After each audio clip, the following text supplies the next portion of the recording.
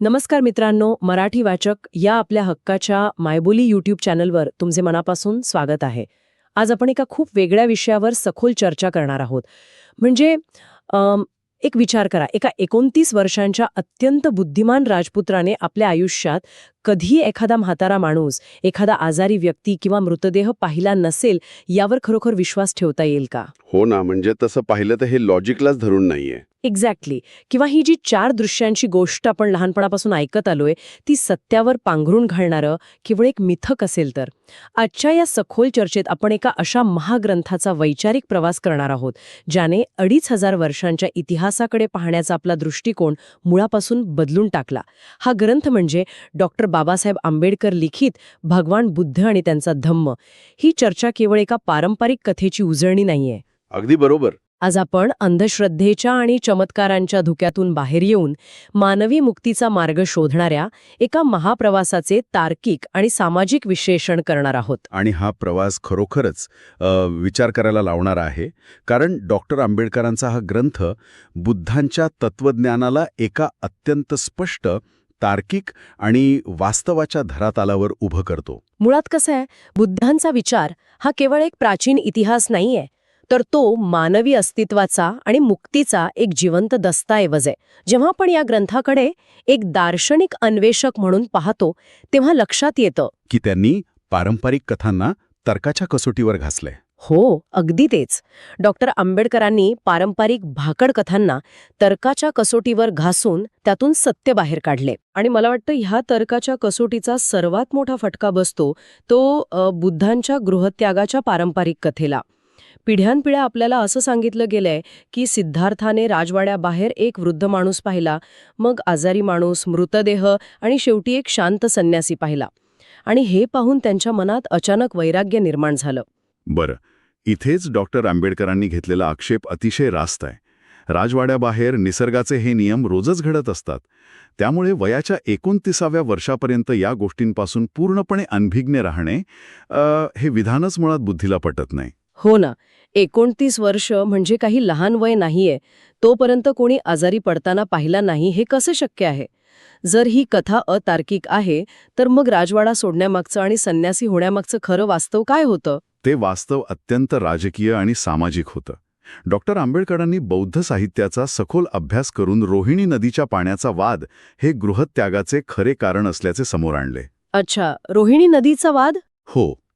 तत्कालीन समाजात शाक्य आणि कोलीय अशी 2 शेजारी गणराज्य होती. या दोन्ही राज्यांच्या सीमेवरून रोहिणी नदी वाहायची. आता पाणी म्हटलं की वाद येतातच.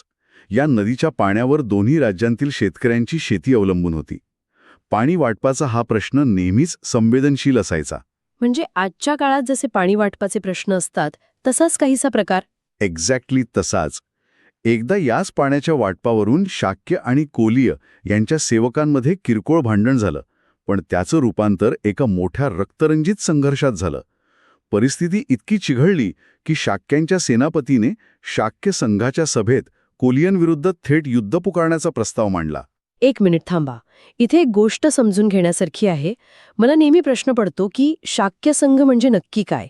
ही काही राजाशाही नव्हती का, जिथे राजाने निर्णय घेतला आणि युद्ध सुरू झालं? हाच तर खरा इतिहास आहे, जो अनेकदा आपल्यापासून लपवला जातो. शाक्य राज्य हे पूर्णपणे राजेशाही किंवा हुकुमशाही नव्हतं, तर ते एक गणराज्य होतं. म्हणजे एक प्रकारची लोकशाही. हो, प्राचीन लोकशाहीच म्हणा ना. तिथे संघ नावाची एक परिषद असायची, ज्यामध्ये महत्त्वाचे निर्णय मतदानाने घेतले जायचे. सिद्धार्थ गौतम हे या शाक्य संघाचे सदस्य होते. जेव्हा सेनापतीने युद्धाचा प्रस्ताव मांडला आणि मतदानाची वेळ आली, तेव्हा सिद्धार्थांनी या युद्धाला ठाम विरोध केला. बापरे, म्हणजे त्यांनी थेट प्रवाहाच्या विरुद्ध भूमिका घेतली? होय, आणि त्यांचा युक्तिवाद अतिशय स्पष्ट होता. ते म्हणाले की युद्ध हे कोणत्याही समस्येचं कायमस्वरूपी निराकरण असू शकत नाही. आज आपण पाण्यावरून रक्त सांडू, उद्या ते सुडासाठी रक्त सांडतील. द्वेषाने द्वेष कधीच संपत नाही. क्या बात है. म्हणजे हा निव्वळ वैयक्तिक आध्यात्मिक पलायनवाद किंवा ज्याला आपण एस्केपिझम म्हणतो तो नव्हता. तो युद्ध आणि हिंसेला दिलेला एक अतिशय प्रगल्भ असा राजकीय आणि नैतिक नकार होता. अगदी बरोबर. पण मला सांगा, जर संघाचा निर्णय बहुमतावर चालत होता आणि सिद्धार्थांनी बहुमताच्या विरोधात जाऊन युद्धाला नकार दिला, तर त्याचे काहीतरी गंभीर परिणाम झालेच असतील ना? नक्कीच झाले. बहुमताचा निर्णय न मानल्यामुळे संघाच्या नियमानुसार सिद्धार्थांवर एक प्रकारे देशद्रोहाचा आरोप झाला. संघाने त्यांच्यासमोर 3 अत्यंत कठोर पर्याय ठेवले.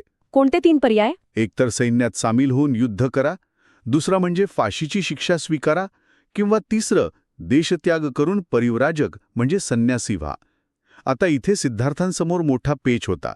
हो, कारण जर त्यांनी फाशी स्वीकारली असती तर त्यांच्या कुटुंबावर, राजा शुद्धोधनावर समाजाकडून बहिष्कार टाकला गेला असता, बरोबर? हो ना, त्यांची सगळी संपत्ती जप्त झाली असती आणि कुटुंबाला देशोधडीला लागावं लागलं असतं. म्हणजे स्वतःच्या कुटुंबाला या राजकीय आणि सामाजिक संकटातून वाचवण्यासाठी आणि त्याचवेळी स्वतःच्या तत्वांशी, अहिंसेच्या मूल्यांशी तडजोड न करण्यासाठी त्यांनी अत्यंत जाणीवपूर्वक देशत्याग स्वीकारला. बरोबर. हा निर्णय नैराश्यातून घेतलेला नव्हता, तर एका मोठ्या समस्येवरील तो एक नैतिक मार्ग होता. पण मग राजवाडा सोडल्यानंतर त्यांचा हा सत्याचा शोध नेमका कसा पुढे गेला? कारण पारंपरिक कथा लगेच त्यांना एका झाडाखाली ध्यानाला बसवतात आणि एका रात्री ज्ञानप्राप्ती घडवून आणतात. तो शोध अजिबात सोपा नव्हता. तो एक खूप मोठा आणि खडतर प्रवास होता. राजवाडा सोडल्यानंतर त्यांनी त्या काळातील अनेक प्रस्थापित आणि ज्ञानी गुरूंकडे, जसे की आलार कलाम आणि उद्दक रामपुत्त यांच्याकडे ज्ञानसाधना केली. पण तिथे मानवी दुःखाचं मूळ कारण आणि त्यावरचा शाश्वत उपाय त्यांना सापडला नाही. मग त्यांनी काय केलं? त्यानंतर त्यांनी तत्कालीन समाजात रूढ असलेला कठोर तपस्येचा मार्ग स्वीकारला. शरीराला प्रचंड कष्ट देणारी, अन्नपाणी सोडून देणारी ती अत्यंत कठोर तपस्या होती. काही नोंदींनुसार ते दिवसाला फक्त 1 तांदळाचा दाणा खाऊन राहत असत. बापरे, फक्त 1 दाणा? हो, त्यांनी स्वतःचं शरीर अक्षरशः वाळवून टाकलं होतं. त्यांच्या फाशाळ्या छताच्या कड्यांसारख्या दिसू लागल्या होत्या, असं वर्णन बौद्ध साहित्यात आहे. हे तर शरीराला दिलेले भयंकर कष्ट आहेत. पण हे ऐकताना मला एक उदाहरण आठवतंय. अगदी एखाद्या वाद्यासारखं वाटतं हे. म्हणजे जर एखाद्या वीणेची तार आपण खूप घट्ट ताणली तर ती तुटण्याचीच शक्यता जास्त असते, आणि जर ती खूप सैल सोडली तर त्यातून कोणतंच संगीत निर्माण होत नाही. अगदी समर्पक उदाहरण दिलं तुम्ही. बुद्धांना या कठोर तपस्येनंतर नेमका हाच साक्षात्कार झाला. त्याने अनुभवले की शरीर पूर्णपणे सुकवून टाकल्याने आणि मेंदूला पोषण न मिळाल्याने प्रज्ञा जागृत होत नाही. खरंय, उपाशी पोटी कसले विचार येणार? एक्झॅक्टली. एक कमकुवत शरीर एका सशक्त विचारांना जन्म देऊ शकत नाही. विलासी जीवन म्हणजे ती सैल सोडलेली तार होती, आणि शरीराला टोकाचा त्रास देणारी कठोर तपस्या म्हणजे ती तुटण्या इतपत घट्ट ताणलेली तार होती. आणि यातूनच तो प्रसिद्ध मध्यम मार्ग पुढे आला, होय ना? हो, या दोन्ही टोकांच्या भूमिका मानवी कल्याणाच्या नाहीत हे उमगल्यानंतर त्यांनी मध्यम पटिपदा म्हणजेच मध्यम मार्ग स्वीकारला. शारीरिक गरजा पूर्ण करणे हे पाप नाही, आणि शरीर निरोगी ठेवणे हे प्रत्येक माणसाचं कर्तव्य आहे, जेणेकरून प्रज्ञेचा आणि विचारांचा दिवा सतत तेवत राहील. किती सुंदर आणि प्रॅक्टिकल विचार आहे हा. या मध्यम मार्गातून जो विचार पुढे आला त्यानेच बहुधा जगाला एक नवीन दिशा दिली. पण इथे एक अतिशय महत्त्वाचा आणि मला वाटतं गुंतागुंतीचा प्रश्न उभा राहतो. कोणता? बुद्धांनी ज्या धम्माची स्थापना केली तो तत्कालीन आणि अगदी आजच्या धर्मापेक्षा म्हणजे रिलिजनपेक्षा वेगळा कसा आहे? कारण समाजात अनेकदा धर्म आणि धम्म हे शब्द समानार्थी म्हणूनच वापरले जातात. हा खूपच महत्त्वाचा मुद्दा आहे. डॉक्टर आंबेडकरांनी या ग्रंथात धर्म आणि धम्म यातील मूलभूत फरक अतिशय स्पष्टपणे आणि भेदकपणे मांडला आहे. मुळात पारंपरिक धर्मामध्ये काय असतं? जगाची निर्मिती कशी झाली, विश्वाचा निर्माता कोण, अदृश्य ईश्वर, आत्मा आणि मृत्यूनंतरचं जीवन या गूढ गोष्टींवर जास्त भर असतो. हो, स्वर्ग, नरक, पाप, पुण्य हेच सगळं ऐकत आलोय आपण. हो ना. धर्म हा सहसा एका व्यक्तीचा ईश्वराशी असलेला वैयक्तिक संबंध मानला जातो, परंतु बुद्धांच्या धम्मात विश्वाचा निर्माता किंवा ईश्वर या कल्पनेला अजिबात स्थान नाहीये. धम्माच्या केंद्रस्थानी माणूस आहे आणि माणसाचे माणसाशी असलेले नाते आहे. हे अत्यंत लक्षवेधी आहे. म्हणजे मी असा विचार करत होते की याचा अर्थ असा होतो की जर या जगात फक्त एकच माणूस शिल्लक असेल तर त्याला कदाचित आकाशाकडे पाहून प्रार्थना करण्यासाठी धर्माची आणि देवाची गरज भासेल. बरोबर. पण त्याला धम्माची गरज भासणार नाही. धम्म तेव्हाच अस्तित्वात येतो आणि त्याची गरज तेव्हाच पडते जेव्हा 2 माणसे एकत्र येतात. कारण तो एक सामाजिक करार आहे ना. माणसाने माणसाशी कसं वागावं याचा तो एक नैतिक मार्ग आहे. हाच तर धम्माचा खरा गाभा आहे. धम्मात नैतिकता म्हणजेच मोरालिटी हीच ईश्वराच्या जागी आहे. नैतिक आचरणासाठी कोणत्याही अदृश्य ईश्वराच्या भीतीची किंवा नरकाच्या कल्पनेची अजिबात गरज नाही. मानवी कल्याण हेच एकमेव ध्येय असावे. आणि या धम्माचे काही मूळ आधार आहेत असं डॉक्टर आंबेडकरांनी म्हटलंय ना. हो, डॉक्टर आंबेडकर सांगतात की बुद्धांचा धम्म हा मुख्यत्वे 3 मजबूत खांबांवर उभा आहे: प्रज्ञा, करुणा आणि शील. प्रज्ञा म्हणजे नक्की काय? प्रज्ञा म्हणजे समजून घेण्याची शक्ती, बुद्धीचा आणि तर्काचा वापर, जी अंधश्रद्धेला आणि भ्रामक कल्पनांना अजिबात जागा ठेवत नाही. करुणा म्हणजे सर्व प्राणीमात्रांवर असलेलं निखळ प्रेम. आणि शील म्हणजे व्यक्तीचं नैतिक आचरण किंवा कॅरेक्टर. मला वाटतं यातील प्रज्ञा आणि करुणा यांचा समतोल खूप महत्वाचा आहे. कारण केवळ बुद्धी किंवा प्रज्ञा असेल आणि मनात करुणा नसेल तर ती बुद्धी अत्यंत विध्वंसक आणि धोकादायक ठरू शकते. नक्कीच. एका हातात प्रज्ञेची तलवार असेल तर ती योग्य जागी वापरण्यासाठी दुसऱ्या हातात करुणेचं आणि शीलाचं नियंत्रण असायलाच हवं. आणि याच तत्वज्ञानाची अंमलबजावणी जेव्हा आपण तत्कालीन म्हणजे 2500 वर्षांपूर्वीच्या समाजात पाहतो तेव्हा लक्षात येतं की बुद्धांचा हा धम्म केवळ एक वैयक्तिक आध्यात्मिक मार्ग नव्हता.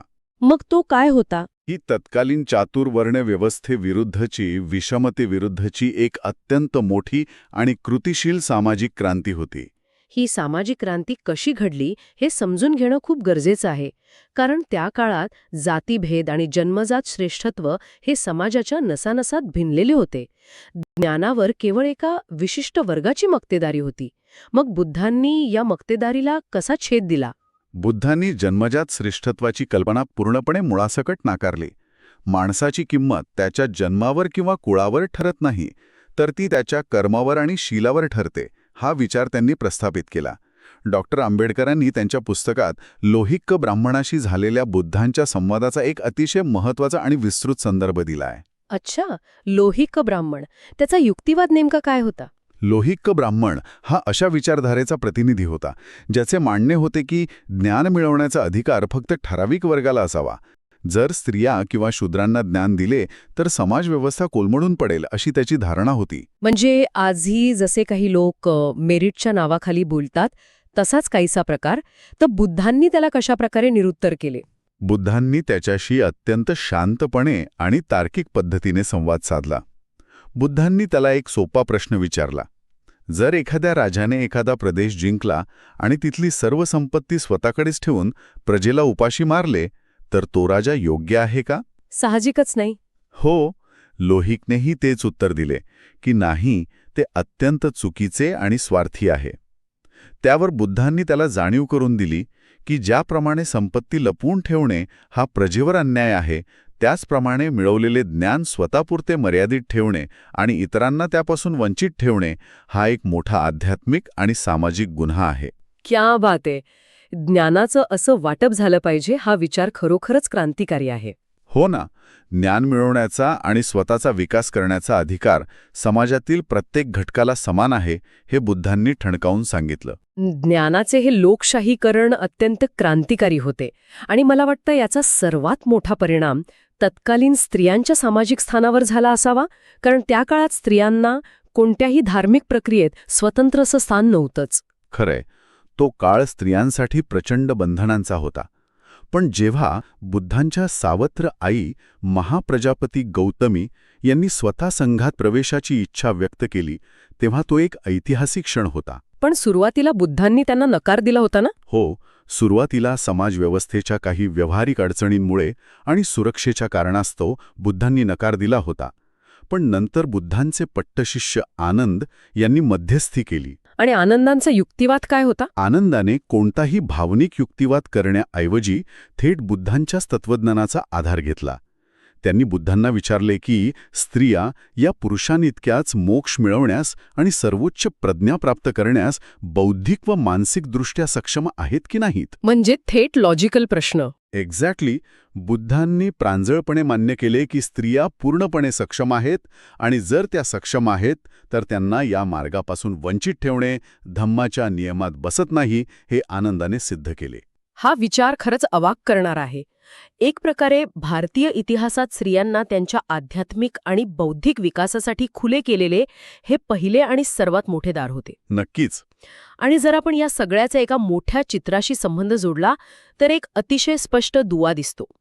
डॉक्टर बाबासाहेब आंबेडकर आधुनिक भारताच्या संविधानात ज्या संवैधानिक नैतिकतेबद्दल म्हणजे कॉन्स्टिट्युशनल मोरॅलिटीबद्दल आणि स्वातंत्र्य समता बंधुतेबद्दल बोलतात त्याची पाळेमुळे या 2500 वर्षांपूर्वीच्या संघात दडलेली दिसतात. हे अगदी तंतोतंत खरे आहे.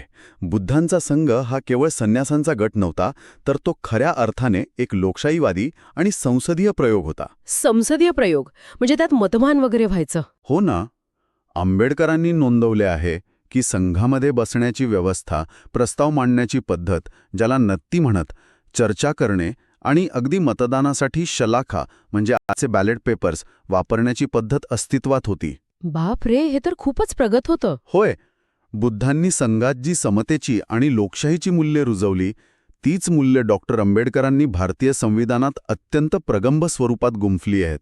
आणि यात सर्वात उठून दिसणारी गोष्ट म्हणजे बुद्धांनी स्वतःला कधीही मोक्षदाता म्हटलं नाही. म्हणजे त्यांनी स्वतःची अशी कोणतीही दैवी प्रतिमा किंवा वलय निर्माण केले नाही, ज्याच्या आहारी जाऊन लोक स्वतःची विचारशक्ती गमावून बसतील आणि अंधभक्त बनतील. अगदी बरोबर. ते नेहमी म्हणायचे की मी केवळ एक मार्गदाता आहे. मी तुम्हाला रस्ता दाखवू शकतो, पण त्या रस्त्यावरून चालण्याचे कष्ट तुम्हाला स्वतःलाच घ्यावे लागतील.